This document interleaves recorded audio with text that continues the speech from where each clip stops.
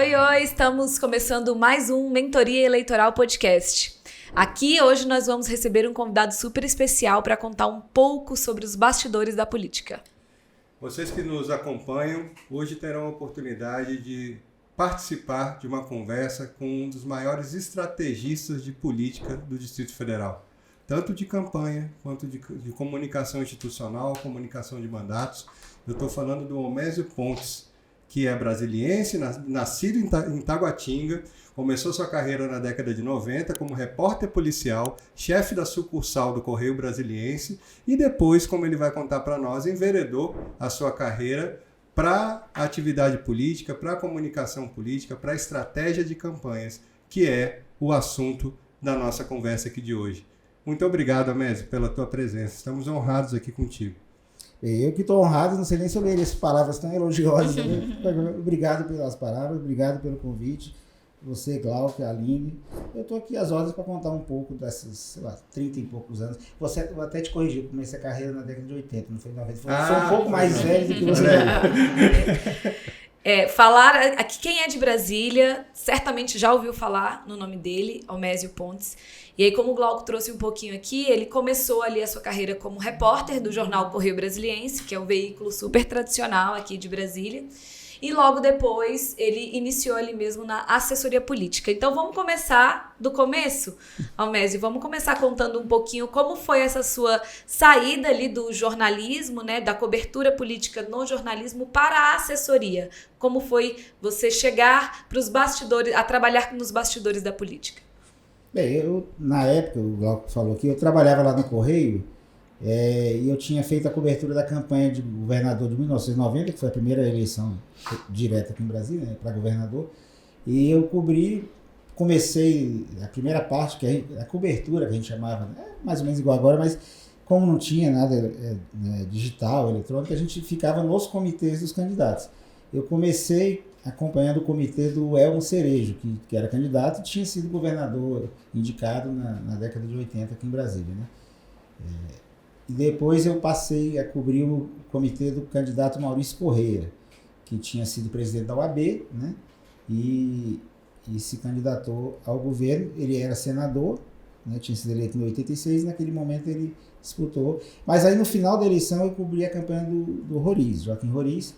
Ele se elegeu governador. Eu até lembro que a entrevista que ele deu para o Correio Brasiliense no dia seguinte à eleição dele, fui eu que fiz pelo Correio. E depois veio o governo de transição, todos os jornais da época, as televisões, algumas, colocaram setorista, né, dentro do governo de transição. Eu fiz a transição e depois fui para o Correio abrir uma sucursal em Taguatinga que cobria não só Taguatinga, era Taguatinga, Ceilândia, Samambaia, Gama e Braslândia. Toda essa região tinha a cobertura jornalística da equipe que ficava lá em Taguatinga comigo, né? Mas aí em 92 eu recebi um convite para assessorar um possível candidato ao governo, que era secretário do Roriz, né? Secretário de Obras, que era o Arruda. Só um pouquinho, Homésio, porque eu acho importante pontuar o peso histórico disso, né? O Homésio imaginem que o Correio Brasiliense, né, que foi durante muito tempo aí, ainda é um veículo muito respeitado, mas foi o principal veículo de comunicação de Brasília durante muitos anos, né? Na cobertura da primeira eleição do Distrito Federal, e o Homésio era o cara do Correio cobrindo as eleições, né? Então, assim, é uma coisa que eu acho que para a carreira é fantástico isso, né? Assim, você ter na tua história, você ter feito a entrevista que foi publicada com o primeiro governador eleito na cidade, no maior veículo de comunicação do Distrito Federal à época. Para mim, eu tive esse privilégio, essa honra de fazer isso. Tem até uma coisa curiosa, porque eu na semana que antecedeu a eleição, eu sofri um acidente de carro e aí fraturei essa clavícula aqui. Eu estava com ela imobilizada, não podia... Não era digitar, era datilografar. Aí o chefe me ligou, eu estava em casa, não estava nem podendo, não estava trabalhando, estava assim no processo de transição, aí ele falou que queria que eu fosse fazer a entrevista. E eu disse, olha, eu estou sem conseguir digitar, datilografar. Aí eu falei, não, eu peço para uma menina, até que é minha amiga até hoje, ela era estagiária, eu peço para a menina ir contigo, e vocês fazem entrevista, depois ela degrava e você só ajuda a fazer a abertura. E aí ela foi comigo porque eu não podia nem digitar, nem datilografar. E aí depois, além disso, você falou, eu acho legal também, porque passada, teve a eleição, aí depois teve o período de transição, e o Correio resolveu fazer uma série de entrevistas com todos os secretários que fossem sendo confirmados. E eu acabei também entrevistando todos os secretários antes de tomarem posse. Olha só. Sensacional isso, né? Com certeza. E certamente essa sua proximidade, né, também te proporcionou aí criar um relacionamento com esses secretários, né? Sim, eles vendo ali o seu profissionalismo. E aí você recebeu, então, o convite para sair ali da cobertura política e atuar nos bastidores. Como foi para você essa transição? Foi um pouco difícil, porque eu tinha, na época, 27 anos, recém-casado, e 13 anos de Correio Brasiliense, que eu comecei a correr com 14 anos de idade. Caramba. Foi uma decisão difícil de tomar. Entendeu? Eu lembro até que eu fui a um dos diretores que eu tinha muita consideração por ele. De alguma forma, assim, ainda mais naquela época, era o ápice de carreira de um jornalista estar no Correio. Né? Estar no Correio bem posicionado. Chefia, né? Sim. Eu lembro que eu fui à sala de um dos diretores, dos principais diretores, porque eu tinha assim, uma proximidade com ele e até uma gratidão, porque eu entrei no jornal muito novo, graças a eles terem aberto essa possibilidade para mim. Hoje nem pode, hoje só pode a partir de 16, naquela época eu podia com 14 anos. Aí eu fui lá, disse, olha, eu recebi esse convite e tal. Aí ele falou assim, meu filho, diante do imponderável, eu falei, então o imponderável eu vou ter que seguir meu caminho. Né? Aí eu fui, só que naquela época, Aline, vou dizer assim, de verdade, não era o início. Tudo aqui em Brasília era novo no meio político, né? Foi a primeira eleição da Câmara Legislativa, os deputados eram todos, né? A maioria inexperiente, salvo rara exceção, por exemplo, a Maria de Luz Abadia, ela era deputada federal, e naquela época ela se elegeu distrital, então ela já tinha uma experiência, mas na média, 90 e tantos % era pessoa, né, de primeira legislatura mesmo, primeiro mandato político, e todo mundo meio que aprendeu junto, né? Mas, no início, eu fui para ser assessor de imprensa, era uma coisa bem específica, né? Sim. Que era basicamente, como o nome diz, né? Atender a imprensa, demandas da imprensa, fornecer, naquela época era você fazer muito release, né? Hoje eu vejo que o release é um instrumento já pouco útil, né? Claro que a gente faz como tipo um direcionamento para o jornalista, mas antigamente o release era coisa praticamente você já entregava pronto, né? Sim. E os jornais também tinham muito mais espaço, você falou que o Correio era um jornal grande, era, né? O Correio é muito tradicional, eu gosto muito do Correio, tenho amigos lá e torço pelo Correio, mas naquela época era um jornal, né, uma estrutura muito grande, né? Entendeu? E a gente tinha um trabalho muito forte, e também eu me lembro, na década de 90, já um pouco depois, tinha 4, 5 jornais diários aqui no Brasil, então a produção de assessoria de imprensa tinha mais. Sim. Só que também era sozinho, eu trabalhava, não tinha um segundo na área, eu era tudo, né? Sim.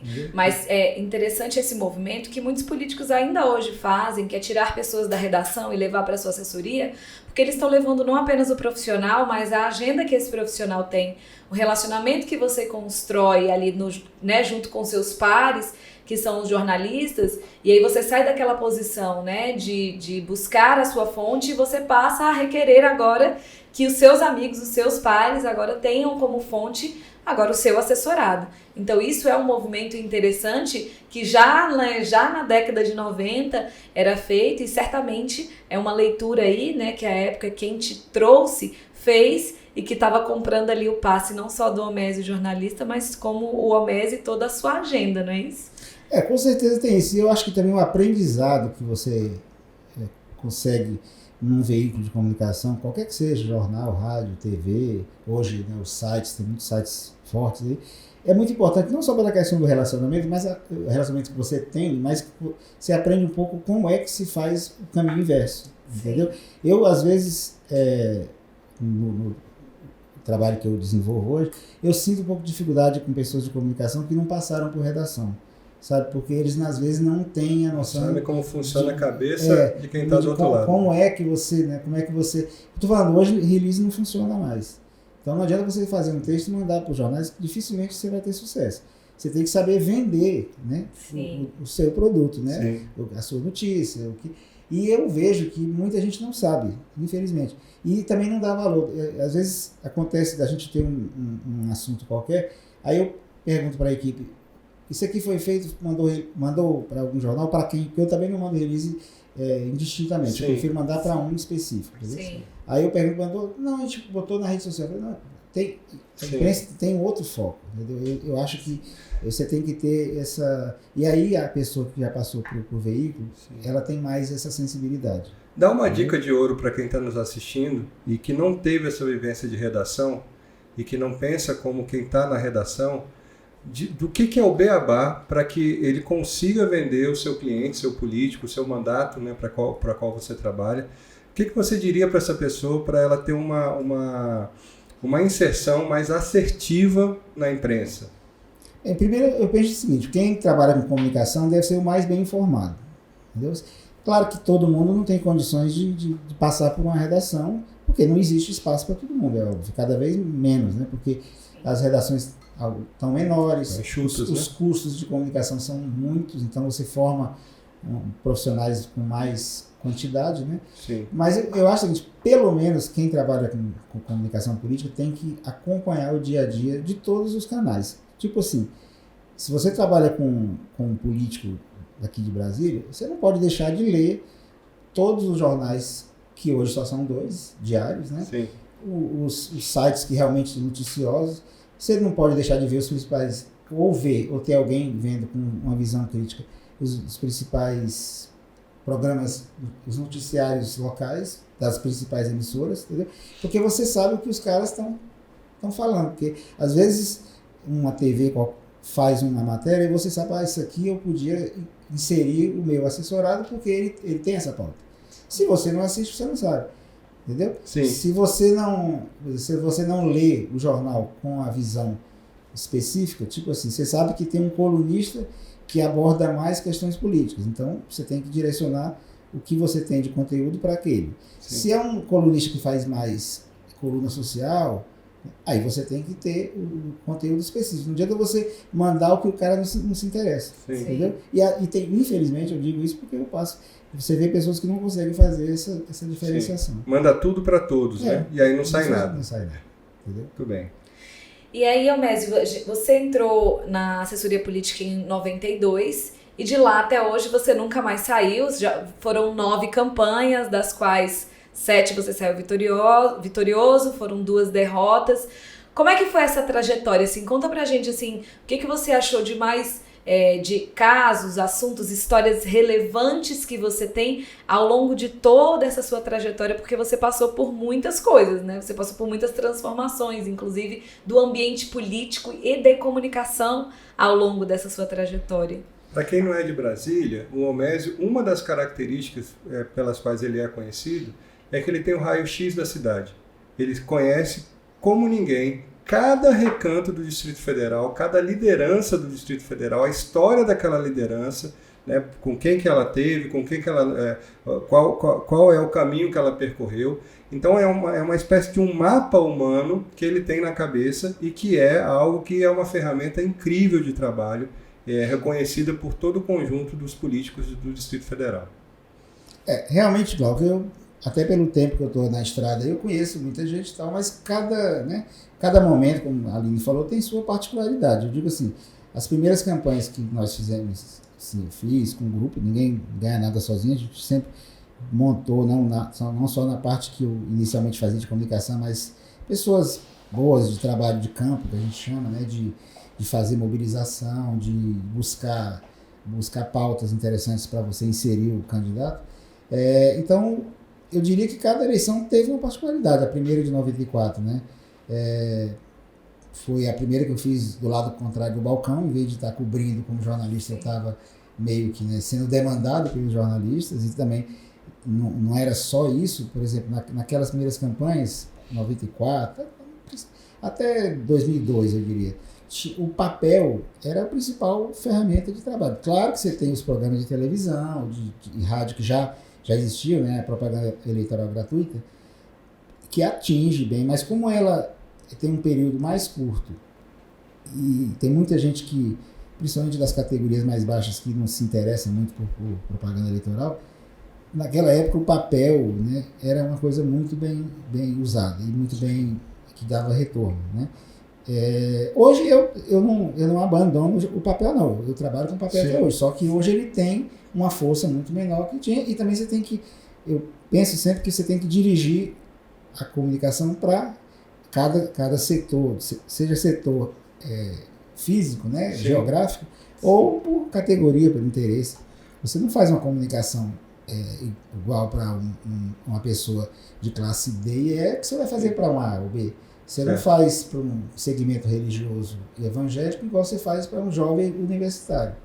Entendeu? Perfeito. Então, tudo isso você tem que ir moldando. Mas o que eu estava falando é o seguinte, nessas primeiras eleições de 94, 98 e 2002, que era quando realmente não tinha nada de rede social, porque em 2006 já começava a ter, né? Engatinhando, né? Ali, né? Mas um pouco, mas também foi mudando. Mas tinha uma coisa que se usava muito, que tinha muita efetividade, e acho que onde eu trabalhava era o que mais fazia, que era a mala direta. Que era uma carta, só que a mala direta tem uma particularidade com as pessoas, e hoje se faz, né, com rede social, você manda WhatsApp, né, mas que era a questão de você mandar a comunicação pessoal. Você fazer a carta e botar amiga Aline. Isso fazia toda a diferença. Sim. Porque as pessoas, né, assim, tá mandando para mim mesmo, né? E tem um detalhe banal, mas não era tão banal. Assim, a gente fazia umas pesquisas informais, mas fazia assim se a pessoa acreditava que aquela carta tinha sido mandada por aquele político. Aí a gente detectou que quando a pessoa assinava com caneta Bic azul, ele acreditava que tinha sido assinada só para ele. Você fazia 100 mil cartas, mas alguns acreditavam que aquela carta tinha sido assinada manualmente para ela. Sim. Só por conta da Bic azul. Que demais, né? Isso. Então a mala direta foi um instrumento muito utilizado aí por vocês até 2012. De um modo geral, os políticos que faziam campanhas mais arrojadas, todos faziam bastante utilização de mala direta. Uns com mais ou menos qualidade. Assim, Na época não tinha LGPD para também... Mas então, desde essa época já existia ali uma necessidade de ter atenção aos dados, a coleta de dados. Sim, onde vocês iam, qualquer reunião, vocês pegavam o nome, o endereço e o telefone daquelas pessoas, é isso? Sim, e hoje se faz isso. Sim. Né? Em menor ou maior grau, por exemplo, quando você faz uma atividade numa cidade que você reúne 200 pessoas, você pode pegar aquelas 200 pessoas, hoje a gente faz isso, não sei se... Estou testando ainda, não sei se dá muito certo, não sei se são especialistas, mas eu estou fazendo o seguinte, a gente pega aquelas 200 pessoas da reunião e transforma num grupo de WhatsApp.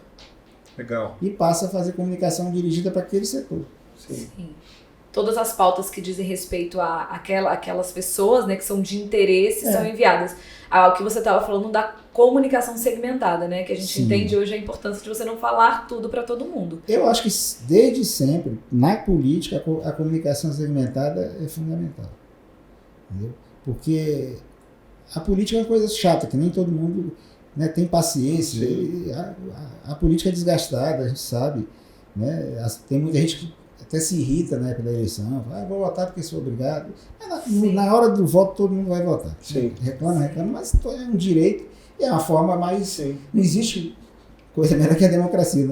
Então, acaba que você vota, mas as pessoas reclamam. Então, quando você faz uma comunicação muito maçante e massiva, vamos dizer assim, você faz uma coisa indiscriminada com um tema que não te interessa. Entendeu? Acaba que você desperdiça tempo, dinheiro. Quando você manda uma coisa que te interessa, você lê. Entendeu? Sim. Ou lê, ou vê o vídeo, né? Sim. Entendeu? Você não, vamos supor, mulher, não estou falando, tem um tema que como mulher você não gosta. Se você recebe, você nem vai abrir. É verdade. Isso que eu queria saber, Almésio. Você assinou campanhas majoritárias, vitoriosas em Brasília. Né? Como é que você formulava o conteúdo? Você fazia pesquisa, você ouvia, como é que você formulava o que aquelas pessoas queriam ouvir naquele material, né? O que tinha que estar naquele material, porque isso é uma ciência também, né? Você falar, claro, respeitando o seu programa, o seu partido e etc, sua plataforma, mas muito do trabalho do comunicador é traduzir o que o político quer para a linguagem que as pessoas entendam e queiram ouvir, né? Como é que é esse processo? Como é que foi esse processo para você considerando que você também tem uma vivência de conversar muito bem com as classes C, D e E. Né? E isso é fundamental para se vencer uma eleição majoritária. Glauco, eu até não gosto de falar que eu assinei as campanhas, não, porque a gente trabalhou em grupo, né? Sim. Assim, entendeu? Eu realmente, campanhas que eu fiz, assim, com todo o domínio de toda a campanha, a coordenação geral mesmo, foram as 3 últimas. Perfeito. 2010, 2018 e 2022. Essas eu fiz toda a coordenação, sim, desde a contratação do advogado da campanha até o jornalista, o pessoal de rua. Então, realmente, essas eu posso dizer que eu tive a participação mais ampla, né? Perfeito. Nas demais eu fiz, também tive participação, claro, mas seria um pouco de prepotência de dizer que eu assinei sozinho. Eu participei de um grupo, mas sim, nessa questão da estratégia de comunicação, principalmente comunitária, assim, regionalizada, eu sempre tive a participação, primeiro pela minha história de trabalhei, né, como repórter de rua, então eu conheço as cidades todas, né, sei andar. Você me der o carro que eu vou em qualquer lugar, não precisa ninguém me dar. O Waze, não precisa de Waze, não. Falar em Waze, sabe uma coisa curiosa? Vou falar pra vocês. Quando não tinha Waze, como é que a gente fazia para achar o endereço dos comícios? Mas sabe como é que era? Eu me lembro que tinha um comício lá em Samambaia em 2002, eu fui e estava com o motorista e a gente se perdeu, não conseguia achar o endereço. Aí eu liguei para o Júnior, né, que trabalha com a gente, falei, Júnior, vocês estão aqui? Não, estou aqui. Não, eu falei, solta um foguete aí para mim. Ele soltou o foguete, aí foi ali. Aí achamos o Waze da desenvolvedora era o foguete. É verdade, a gente não conseguia achar. Porque Samambaia, no início, os endereços, a gente não era familiarizado. Sim, né? sim. Entendeu? Muito bacana. Então, como você estava falando aí sobre essa trajetória de liderar campanhas e projetos e tudo mais, assim, como é que foi? Conta um pouco pra gente dessa experiência, o que você tem aqui para passar para quem nos assiste, né? Que você acha que é relevante, enfim. Eu acho que tem que ter um pouco de sensibilidade, por exemplo, pesquisa. Pesquisa é fundamental. Mas tem um pouco de feeling também, né? Legal, isso que a gente quer saber. Conta um pouquinho. Você faz quali, você faz quant, você faz as duas. Como é que é isso aí na prática? Eu acho que para você desenhar uma campanha tem que ser quali. Né? Perfeito. Eu até ano passado teve uma situação que vieram propor para mim fazer o contrário. Eu falei, não, eu acho que para montar, depois, para você iniciar uma campanha, se for uma campanha, cara, vamos deixar aqui, você não vai fazer uma campanha proporcional de deputado digital, você não precisa fazer quali. Sim. Né? Só para quem nos assiste, o que é quali? É uma pesquisa qualitativa, é a abreviação de qualitativa, né? Sei. E a qualitativa é uma pesquisa em que você tenta tirar um pouco do sentimento das pessoas, exatamente. Não é uma pesquisa que tem valor estatístico, entendeu? E a quali, já que você falou, para quem não conhece, geralmente tem mais de uma, tem quali, são poucos que fazem, mas tem gente que faz uma quali residencial que ela é assim, mais demorada e mais cara, né? Tem uma pessoa que é especialista nisso que eu conheço, não vou citar o nome porque eu não sei, mas ele vai na casa das pessoas e meio que bate um papo com você 20, 30 minutos e depois ele grava com a sua permissão e depois ele chega e faz toda uma análise psicológica daquela conversa, entendeu? Olha que legal. Mas a quali tradicional geralmente é feita numa mesa tipo essa aqui, né, retangular, em que, essa aqui é oval, mas geralmente aqui na cabeceira da mesa fica o moderador, né? E ele vai provocando as pessoas sobre o Glauco conhece bem, eu sei, mas eu estou falando para quem talvez não conheça. Isso, para quem está nos assistindo. E aí, geralmente, o cara que faz a moderação, ele começa, às vezes até disfarçando. A maioria das vezes ele nem fala que aquilo ali é um trabalho para um político ou para uma campanha política. Quando ele fala que é para política, ele não fala que é para um candidato. Perfeito. Mas quando ele começa, às vezes ele nem fala que é para política. Ele fala que é uma empresa que está querendo se instalar aqui em Brasília para montar uma grande rede de supermercado e quer conversar um pouco sobre isso. Quer conhecer o perfil das pessoas. Só que aí ele começa, daqui a pouco ele começa a falar, quem são os políticos dessa cidade? Tem tal. E ele geralmente, mesmo ele sendo daqui, muitas vezes ele fala que não é daqui. Porque ele quer que as pessoas falem sobre os políticos na perspectiva dela, entendeu? Sim. E aí essa qual é justamente porque você analisando, geralmente se faz por grupos, né? Por faixa etária, por faixa de renda, por área de onde mora, né? Você pega assim, jovens de 18 a 25 anos, da classe A e B. E depois jovens dessa mesma idade da classe C e D. E assim por diante. Você pode fazer um grupo só de evangélicos, por exemplo. Depende muito do que você busca, a informação que você está buscando. Do perfil do candidato, né? Também Mas eu penso que é um processo caro que não vale a pena você fazer para candidaturas proporcionais. Exceção se você tiver, por exemplo, eu acho que vale a pena, se você tem uma região, um candidato que tem que o foco dele é só Planaltina, por exemplo. E que ele imagina, e ele já tem vamos supor que ele tenha já uma boa inserção na cidade, ele pensa assim, não, eu quero saber o que realmente eu preciso falar para Planaltina, o que eles pensam dos meus adversários. Aí sim vale a pena fazer uma quali em Planaltina. Agora o cara fazer uma quali em Brasília inteira para distrital federal, eu acho que é desperdício de dinheiro. Perfeito. Mas quando você tem o extrato dessa pesquisa em mãos, como que ela orienta o seu trabalho? Você tem que ler, né, assim, do ponto de vista de interpretar o que no caso da quali, geralmente o cara que faz a quali, ele manda um relatório já com a leitura dele, né, olha, isso aqui tá muito, eles acham que o candidato está muito arrogante na televisão, né, ou então esse candidato é muito rico, ele não tem, também uma coisa que é interessante, você tem que ver, você não pode querer criar vocês que fazem rede social, persona, né? Sim. Mas você não pode criar um personagem que não seja real. Sim. Entendeu? E, claro, você tem que adaptar. Não é porque a pessoa é rica que ela não possa ter uma acessibilidade para os mais humildes. Perfeito. Mas você tem que fazer na medida que isso seja real. Sim. Senão não cola, né? Não cola. Não adianta o cara ser rico e nos 60 dias de campanha e fazer campanha no Chevette para dizer que é humilde. Sim. Também não precisa ir num Porsche. Sim, né? Perfeito. Entendeu? Mas, assim, você tem muito que equilibrar as coisas. O discurso e a prática são importantes. Não adianta você forçar uma barra, uma situação em que o candidato não encaixe naquela situação, entendeu? E, ao mesmo tempo, você tem que vender o que a pessoa quer comprar, no caso do candidato. E é nessa regência, Omésio, que entra a expertise mesmo do profissional, porque você tem ali a quali, tem um relatório, você tem uma equipe de campanha, você tem uma plataforma e tal. Mas quem dosa isso, quem diz por esse caminho, é essa linha estratégica que nós vamos tocar, é o profissional. Né? Então eu acredito que ali, em saber utilizar essas ferramentas é que está, vamos dizer, o segredo da coisa. Né? Mas eu acho que tem um pouco assim, você tem que também equilibrar. É o profissional que consegue, né, enxergar esse cenário, mas você também tem que levar um pouco em conta o feeling do político também. O político tem situações que quando o político tem capacidade de campanha e tem sensibilidade, a maioria tem, ele tem o feeling dele, eu quero ir por aqui. E aí você tem que negociar, né, o que é melhor. Acontece coisas assim que são extremos.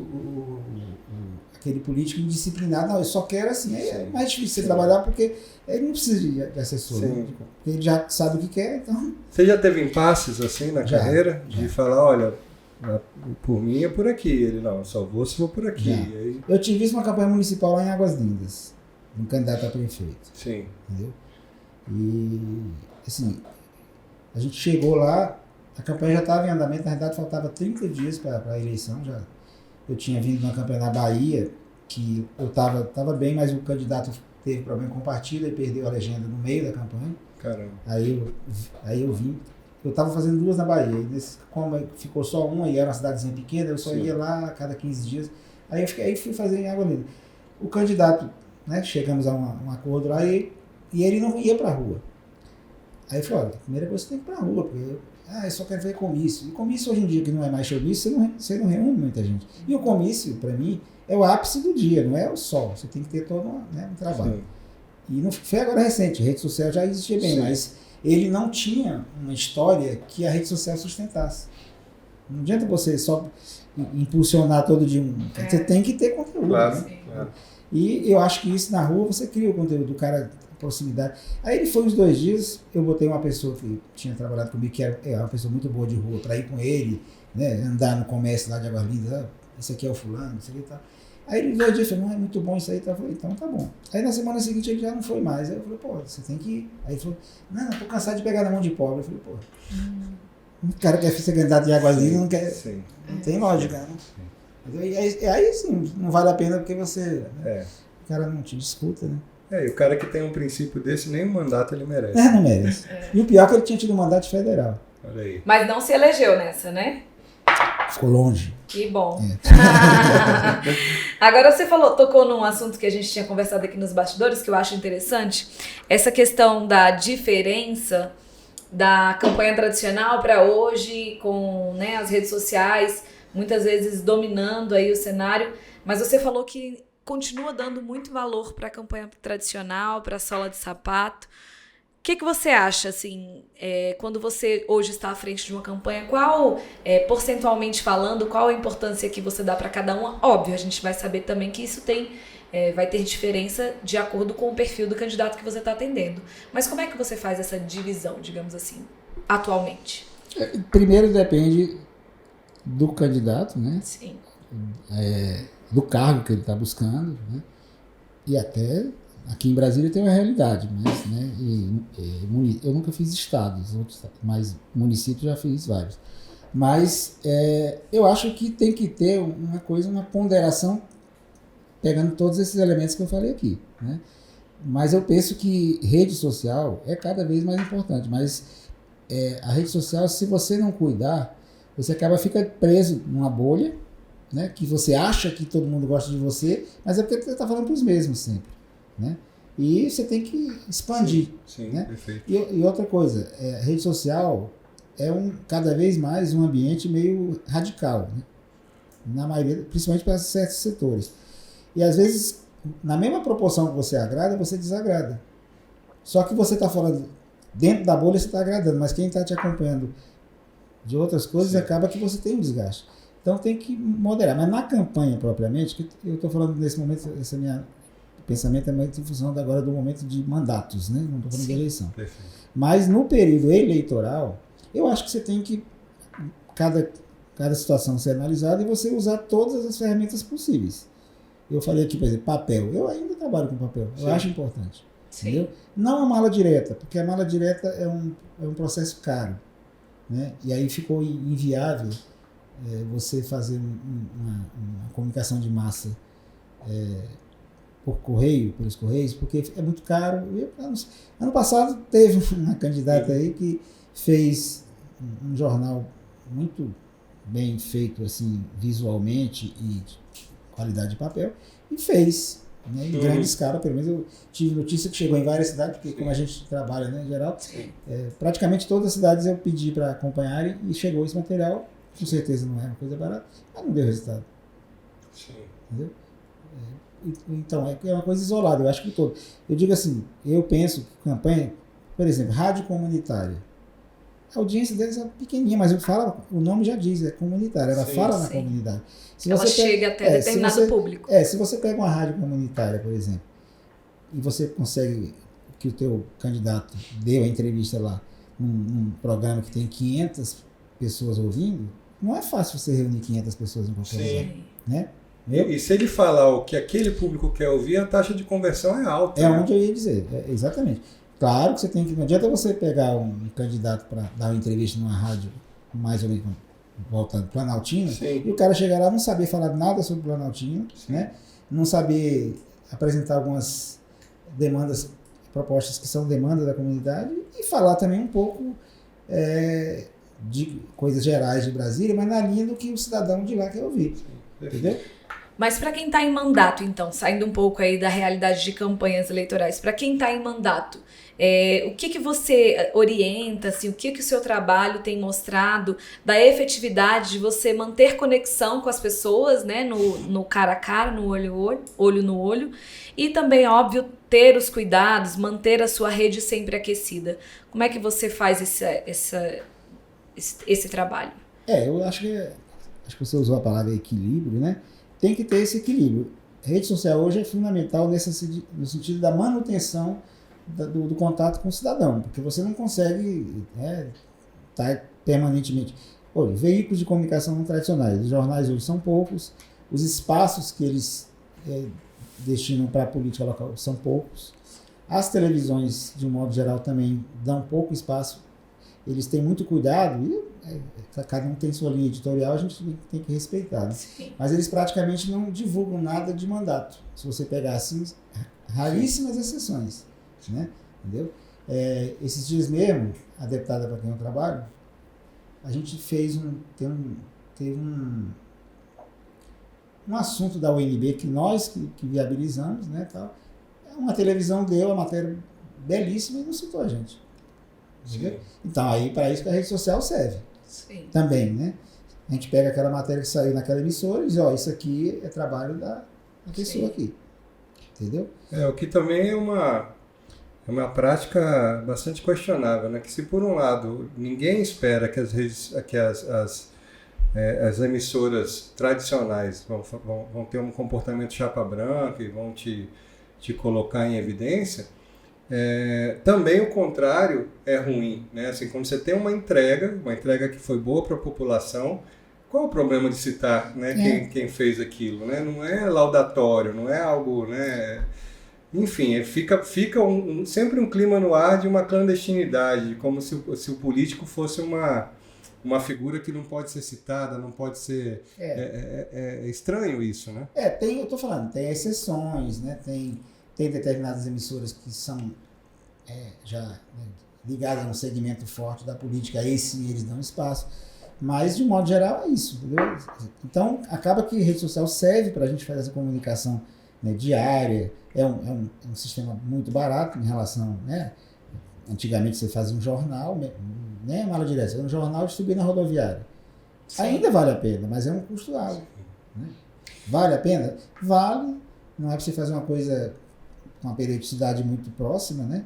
Mas eu entendo que um político que queira se manter em evidência, um jornal com tipo uma prestação de contas semestral, ela é importante. Sim. Cumpre seu papel, né? Também, Romésio, eu quero te pedir mais uma dica de ouro, porque quando você organiza uma campanha com majoritária ou até mesmo proporcional, alicerçada em lideranças comunitárias, você tem uma probabilidade muito grande de cair em armadilha. Né? Quem já viveu campanha sabe do que eu estou falando. Né? Todo mundo quer vender o seu peixe. Às vezes a liderança chega para você e diz que vai te transferir uma quantidade de votos que você vira e fala, então por que você não é candidato? Né? Se você tem tanto voto assim para passar. Agora imagina tecer, né, um conjunto de uma estratégia que ela tenha um dos pilares dessa campanha baseado nesse conjunto de lideranças no estado inteiro. Como você faz, e aí é a dica de ouro que eu estou te pedindo, para aferir o desempenho dessas lideranças, né? Para você não ser surpreendido lá na frente por alguém que te prometeu muito e te entregou muito pouco. Você tem ferramentas para ir mensurando, para ir medindo, para você ter minimamente aí uma segurança de chegada, né, no conjunto das lideranças que você escalou, que você contratou para a tua campanha. Como é que você faz? Olha, isso é uma coisa muito subjetiva e difícil mesmo. É aquela de erro e acerto. Né? Não dá para você dizer assim que é fácil. Mas, se você tiver tempo para você fazer essa análise, o que eu chamo de tempo? Quando você chega numa campanha em cima da hora, assim, no ano da eleição, ou pelo menos, né, faltando 90, 120 dias para a campanha, você não dá tempo de você fazer essa seleção. Né? Então, quanto mais tempo você está avaliando, é mais fácil. Você conhece bem, você já fez isso também. E tem outra coisa, né? Esse nome liderança é um nome bonito, mas, no fundo, se você pegar, né, na acepção da palavra mesmo, né, liderança, não tem tantas assim. Sim. Né?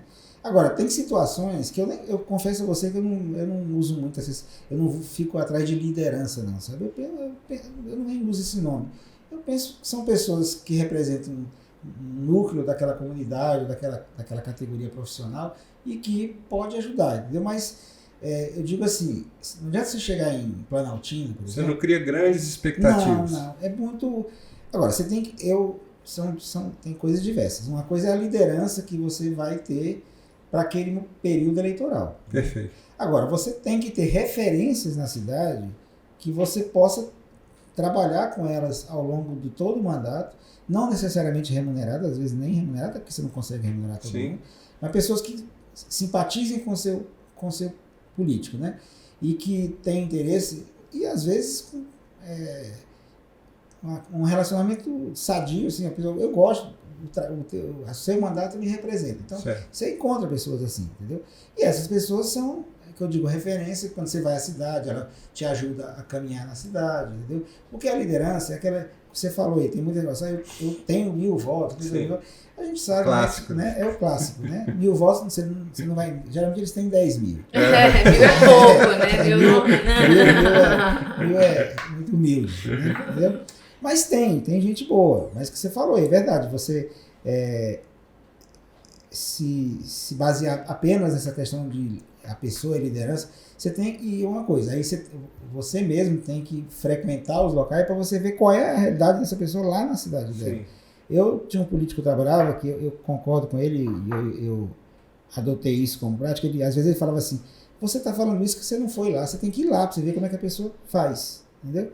E aí eu aprendi, sinceramente, eu passei... Então isso já é um método. Ir lá, botar os pés e saber se a pessoa fala que tem capacidade de mobilizar 500 e não junta 30... Aí você anda com a pessoa, você mora aqui, eu moro aqui na quadra tanto. Dá uma volta com ele lá na feira, vê se ele conhece muita gente. Olha aí, pessoal. Entendeu? Essa é a dica de ouro. Não é porque, gente, é normal. Porque quando o cara, você falou assim, se você tem esse tanto de votos, você pode ser candidato. Sim. Realmente, o cara que tem uma expectativa de ter 5.000 votos, ele vai ser candidato. Não é exceção da exceção, aquele cara que pensa assim, eu já fui uma vez, tive 5.000 votos, não quero mais, me desgastei, minha mulher quase separou porque eu quis ser candidato. Aí o cara faz um acordo com outro candidato da cidade dele para ele apoiá-lo. E o cara transferir os votos, né? Que não é uma coisa, eu considero que a transferência de voto é muito relativa. Mas o cara combinou, se você for deputado, eu quero ser o administrador da cidade. Sim. Né, eu quero ser. Eles fazem. Isso aí na política, sim. Claro. Né, eles fazem. Mas você pegar um cara que diz que tem 5.000 votos e ter mesmo é muito difícil. Sim. 1.000 já é difícil. Sim. Tá vendo? E você falou, a gente voltou para o assunto campanhas aqui, e você contou pra gente um dado muito curioso, né? Muito forte de uma campanha que você trabalhou em 2002, em que vocês conseguiram obter 1/4 de toda a votação para deputado federal à época. Como foi, assim, conquistar esse resultado? O processo para conquistar o resultado de ter uma votação tão expressiva? Eu acho que para ficar mais claro, vamos citar quem era o candidato, né? Sim. Porque, apesar de eu não trabalho atualmente, mas foi a história do Arruda. Né? Uhum. Ele tinha saído lá do Senado por conta daquele assunto do painel e ele mesmo definiu, a estratégia ele tinha na cabeça de fazer um processo de reconstrução. Né? Aí a primeira coisa que foi feita, inclusive, em dezembro de 2001, que a eleição foi em 2002, foi uma mala direta para boa parte do Brasil, para muita gente do Brasil, e em que ele admitiu o erro, pediu desculpa, mas não falou em candidatura, só pediu desculpa. Aí veio o ano de 2002, né? Ou seja, foi a primeira fase de uma estratégia de reposicionamento. Foi. E eu estou falando a verdade, não participei disso sozinho. Perfeito, né? Claro. Tinha outras pessoas pensando, eu ajudei a executar, sim, mas longe de dizer que aquilo ali foi obra minha inteira. Sim. Né? Agora, a campanha em si, em 2002, aí a gente já teve uma participação mais efetiva, porque aí foi solo de sapato de verdade, né? Muita agenda pesada e tal, e teve essa votação realmente muito significativa, né? Que, se eu não me engano, foi 26,5%, ou seja, 1/4 do eleitor do Distrito Federal votou nele. Né? Sim. Então foi bastante expressivo. Tanto que ele já saiu, iniciou o mandato de deputado federal com a perspectiva e sendo enxergado como um candidato ao governo. E acabou sendo. Sim. Né? Sim.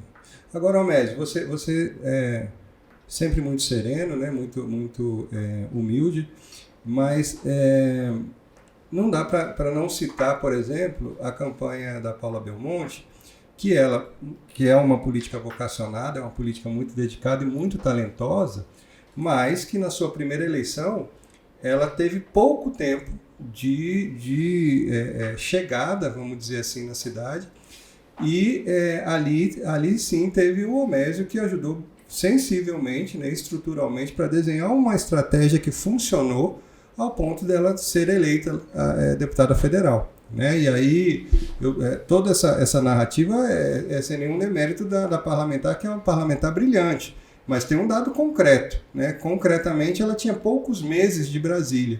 E aí você foi fundamental nesse desenho que resultou nas vitórias nas urnas. Como é que foi essa experiência de repente, você se ver com uma ampulheta, né, ali do tempo correndo, a areia caindo ali, e uma construção a ser feita até chegar em números suficientes para o mandato de deputado federal? Realmente foi uma experiência bastante gratificante, né? O trabalho foi bom, mas realmente eu penso que se eu não tivesse na mão assim, uma boa candidata, uma pessoa que tem realmente a vocação para conversar com as pessoas, talvez não tivesse obtido sucesso. Sim. Nós temos vários casos aqui, né, de pessoas que se candidataram, fizeram campanhas fortes e não tiveram sucesso. Então, tem as duas coisas. Tem o trabalho profissional que foi desenvolvido, mas tinha por trás ali uma pessoa dúvida. Também, né, com bastante empatia com o público. Né? Como nosso podcast ele é voltado para os profissionais, é esse o recorte. É óbvio, né? Assim, todo mundo conhece a Paula eu repito, uma parlamentar brilhante, uma política vocacionada. Mas assim, eu trago o desafio do profissional, né? Assim, o case de sentar e falar, caramba, como que eu vou desenhar uma campanha vitoriosa em X meses, né? Realmente foi um desafio, muita gente não acreditava, até algumas pessoas falaram, mas por que você não vai para outra campanha? Eu falei, não, eu já conheci, resolvi, mas não foi fácil, de verdade. Sim. A gente começou a trabalhar com ela na primeira semana de abril, né? Final de maio, de abril, eu me lembro que foi na semana que ela tinha que decidir qual partido, estava ali nas últimas horas de escolher o partido, né? Ela nunca tinha sido política, nunca tinha se filiado a nenhum partido, ou seja, ela estava totalmente aí insegura, porque a gente, naquela época, vocês lembram, ainda era o voto proporcional, tinha as coligações, sim. Né? Sim. Então, nós estamos falando de 2018. Em 2018 ainda tinha coligações partidárias, agora de 22 já não teve. Sim. Né? E naquele momento a gente tinha que analisar o todo, né? A nossa expectativa de voto, mas também se a gente não ia com a chapa, que a gente ia ser engolido pela chapa. Sim. Né? E acabamos que, graças a Deus, fizemos a escolha certa, né? Ela fez, participamos dessa escolha, e aí veio a questão de corrida contra o tempo mesmo. Sim. Né? Porque não tinha nada, ela praticamente não tinha rede social.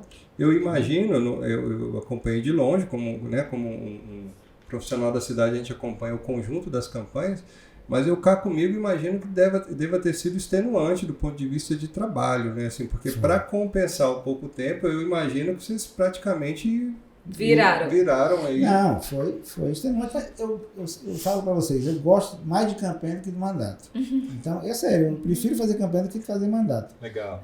Então, para mim, campanha é extenuante, mas eu vou numa boa. Entendeu? Sim. Essa campanha, particularmente em 2018, foi extenuante. Quando eu recebi o convite para fazer essa campanha, eu não tinha essa perspectiva ainda.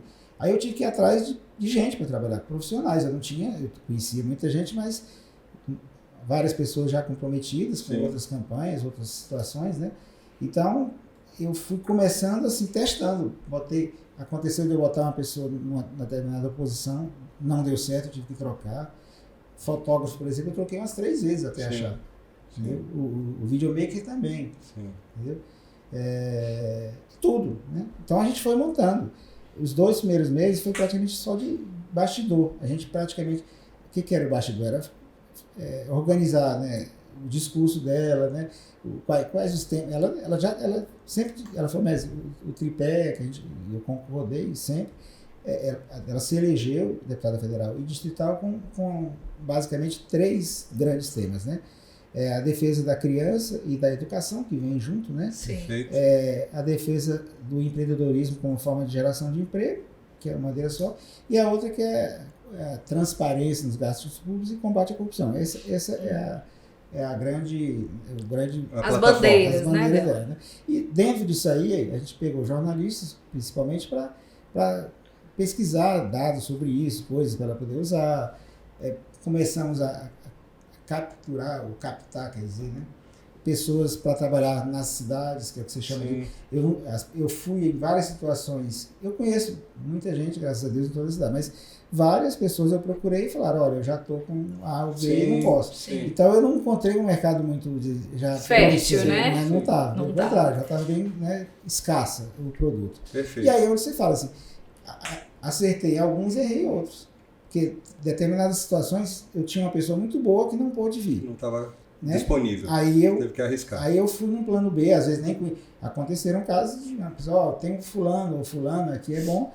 Eu conversei, sinceramente não tinha mais opção, porque, né, era pegar o largar. Sim. Você foi escolhido. E aí eu fui, né, fui fazendo, alguns tiveram assim, um bom desempenho, outros não. Né? Então não é fácil quando você tem pouco tempo, é mais difícil ainda. Né? Mas em 2018 foi esse processo, inclusive nós tivemos grandes dificuldades, por exemplo, o tempo de televisão, a coligação praticamente não nos deu tempo de televisão, praticamente a gente não teve propaganda de televisão e rádio, como não tivemos, agora em 2022 não tivemos zero, não tivemos nenhuma inserção.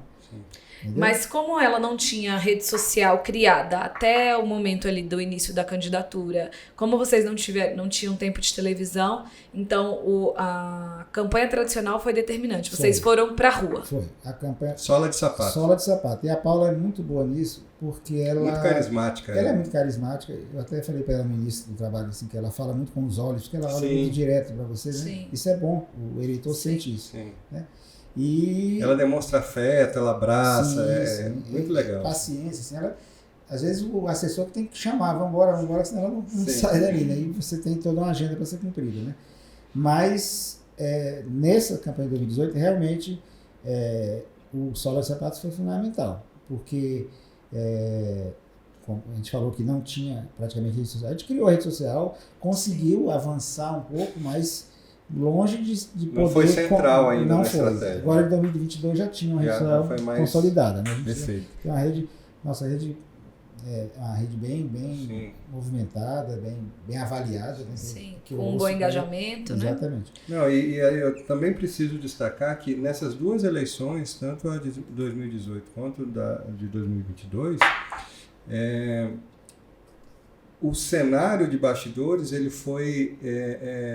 atípico, né, para vocês, né, para o campo político de vocês. Vocês tiveram que, assim, de alguma maneira, se movimentar com muita velocidade e fazer leituras com muita velocidade, porque por motivos diferentes a estruturação partidária foi desafiadora, né, e vocês conseguiram vencer isso aí e sair do outro lado com o mandato. Né? 2022, você está se referindo, né? Sim. 2022. Sim. Né? A gente teve uma situação que principalmente quem não é de Brasília talvez não tenha acompanhado, que o projeto original não era nem ser candidato a distrital. Né? A gente tinha um projeto majoritário, mas o nosso partido estava federado com outro partido, que no final houve uma divergência grande.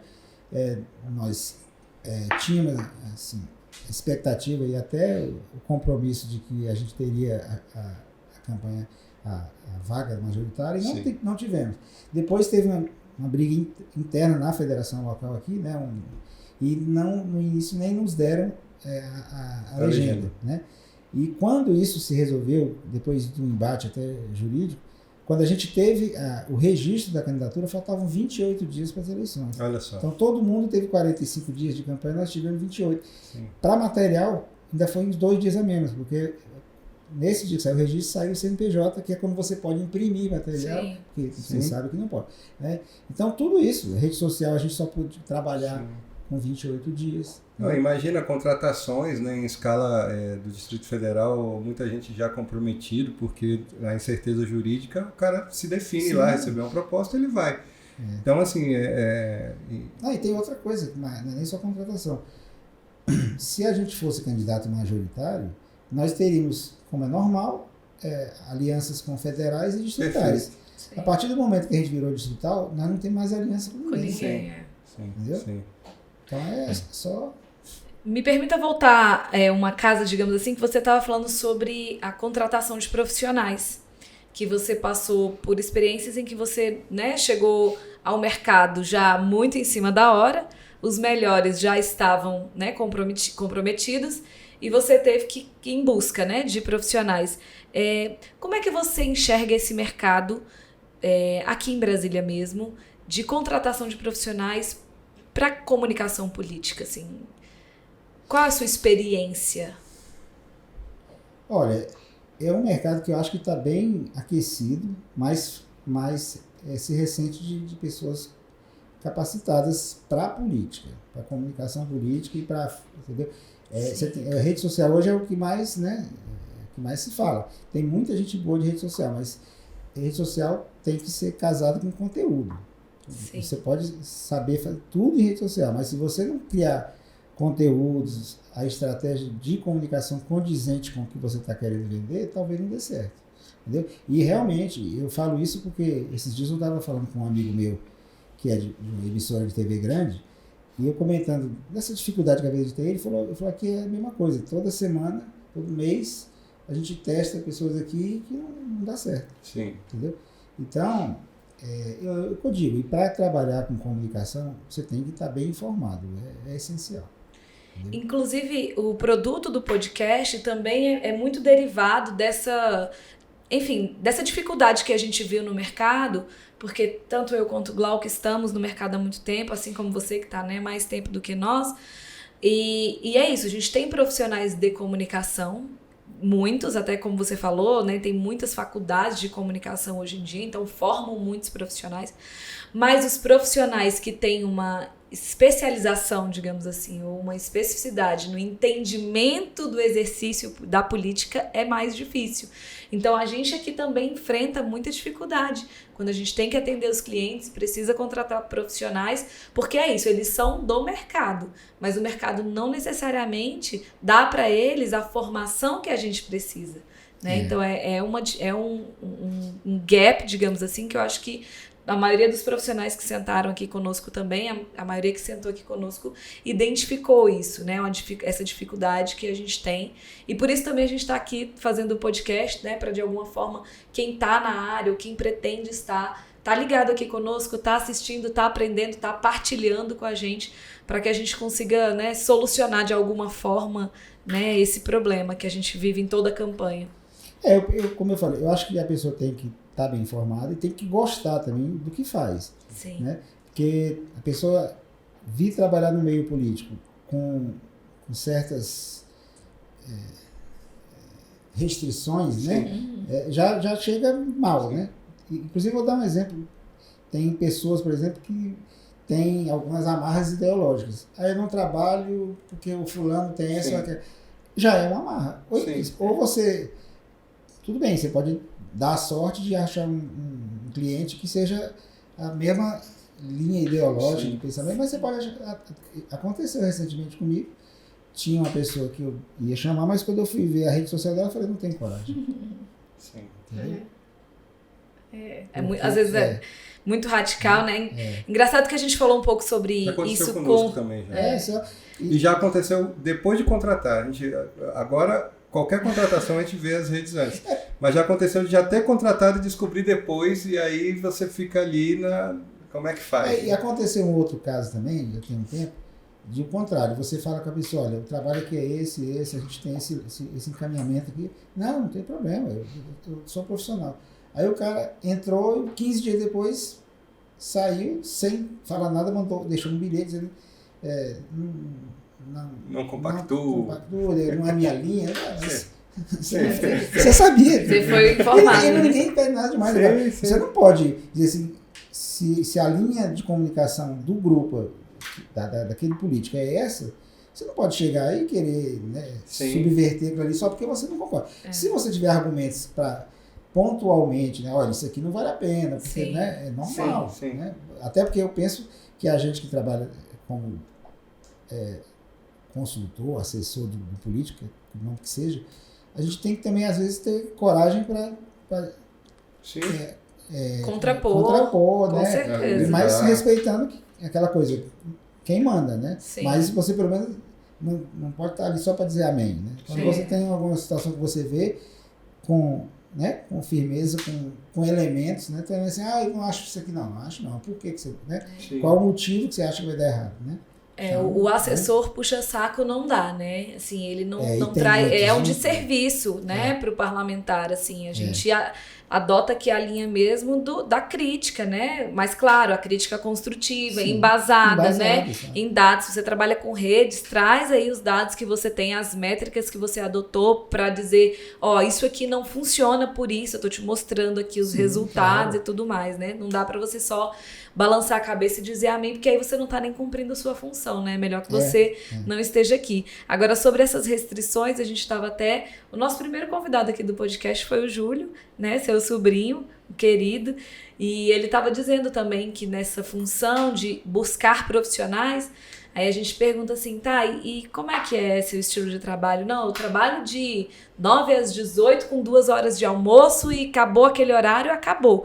Aí ele, então, né, muito obrigada, porque não vai, não vai servir para o ambiente político. Se você pensar num gabinete de deputado federal, por exemplo, as sessões são terça e quarta à noite. Como é que dá 18 horas você fecha seu computador e vai embora e dá tchau, só abre amanhã? Isso é impossível, né? Então, essa questão, inclusive, de você ter, né, possibilidade de trabalhar em horários não tão comuns assim, é algo fundamental para quem está na política. Não tem para onde correr. Com certeza. E até faço um paralelo aí.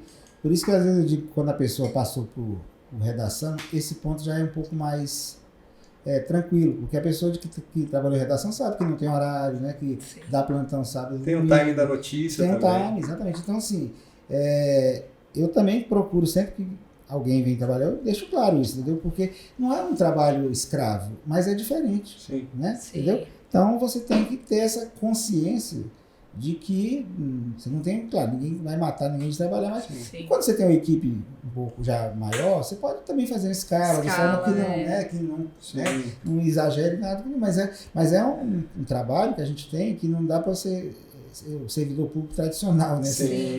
Como você falou, 2 horas de almoço. Eu até às vezes falo isso, não tem problema se um dia você atrasar um pouco, mas não pode ser rotina de atraso.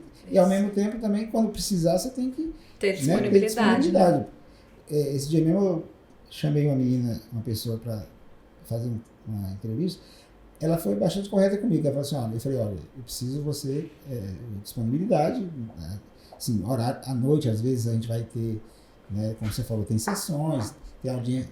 Hoje a gente faz muita audiência pública na cidade. Então, a audiência pública termina meia-noite, 1h da manhã. Entendeu? Mas, claro, no dia seguinte a gente compensa, né? Claro. Mas aí ela falou, eu estou fazendo um cursinho preparatório para concurso. Eu falei, já não dá certo, porque eu não vou poder dizer que todo dia você vai poder sair às 18 horas. Não é que todo dia, mas no dia que tiver uma situação, aí ela me falou, eu também ia até te falar, porque eu já trabalhei com você e tal, eu não ia fazer, então tá certo. Aí não deu certo. Entendeu? Não, que bacana. A gente já está encaminhando aqui para o final, né, do nosso podcast. Eu queria que você pudesse falar aqui para quem nos assiste, Homésio, assim, que você pudesse dar assim, as dicas finais para aqueles profissionais que já trabalham com política e que querem aprimorar, ou até mesmo para aqueles que estão pensando, né, em entrar aí no nosso meio. O que você considera que são atributos, né, fundamentais que essas pessoas precisam ter para trabalhar com política e para crescer, né, na carreira e na assessoria? Cada um tem um jeito de trabalhar, né? Assim, primeiro, eu gosto, sempre eu insisto, a pessoa tem que estar bem informada. Quem trabalha em comunicação política tem que saber quem é o seu assessorado e quem são os adversários do seu assessorado. Sim. Entendeu? Então, a primeira coisa é ler, ver noticiário, de forma que você não seja pego de, vamos dizer, calça curta em nenhum momento, né?